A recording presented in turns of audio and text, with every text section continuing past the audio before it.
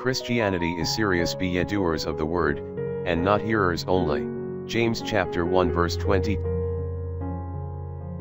Jesus indicated that there will be a permissive society just before he comes back. As in the days of Noah, so shall it be also in the days of the coming of the Son of Man. The world today is on an immoral binge that has not been known since the days of Rome.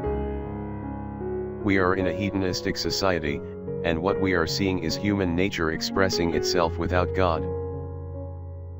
Many have fallen into an antinomianism in which they believe intellectually and then go out and live like the devil, imagining that God will forgive them and take them to heaven. I believe there is an obedience to the gospel, there is a self-denial and a bearing of the cross, if you are to be a follower of Christ. Being a Christian is serious business.